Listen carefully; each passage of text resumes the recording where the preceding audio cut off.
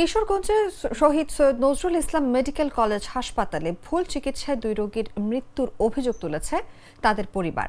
সকালে জেলার শহীদ Syed Nazrul Islam medical college হাসপাতালে এই ঘটনা ঘটে।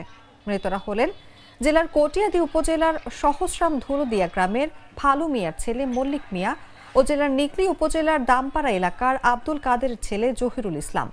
তাদের পরিবারের দাবি, মঙ্গলবার ওই 2 রোগী হার্নিয়া অপারেশনের জন্য হাসপাতালে ভর্তি হন।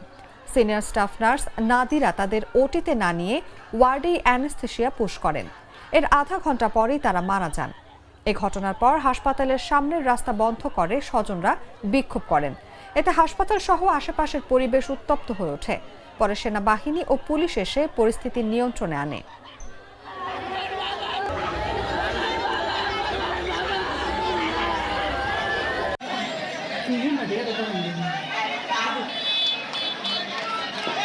আমাদের ভাই মারা গেছে এরার ভুল কারণে, তো আমরা ভুলের সংশোধন চাইবো। আমরা সুস্থ একটা দাবি যেহেতু সবাই মিলে জানাইছি, ছাত্ররা আছে, আমাদের গার্জিয়ানরা আছে, তো আমরা একটা বিচার চাই।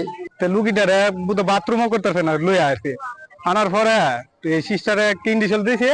আমি দাঁত মাঝে মাঝে খালি বাথরুমও গে কুলিটা কইরা আইসি, আর পরে দেখি লোকটার কথা কয় না। এদের এই প্রি অপারেটিভ অর্ডার যেটা আছে সেটা ফলো করতে গিয়া, সেইভাবে করতে গিয়া অ্যান্টিবায়োটিক ইনজেকশন যেটা ছিল, ইনজেকশন ট্রাইজেক্ট নামে ছিল, এটার পরিবর্তে অজ্ঞান করার ইনজেকশন যেটা ইনজেকশন নরকিউ, ওটা ভুলে দিয়ে দিচ্ছেন আর কি। আমাদের আলোচনার বিষয়বস্তু খুব কাছাকাছি।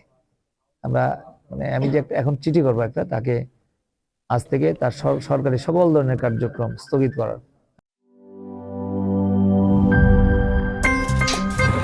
আমার একটা স্মার্ট সিদ্ধান্তে 25% গ্যাসের খরচ কমেছে। ভাবছেন কিভাবে? সাধারণ গ্যাস স্টোভ বদলে আমি এনেছি আরএফএল গ্যাস স্টোভ। এর সাইন্টিফিক নজল ও ব্রাস বার্নার ক্যাপ সমানভাবে তাপ ছড়িয়ে রান্না করে দ্রুত।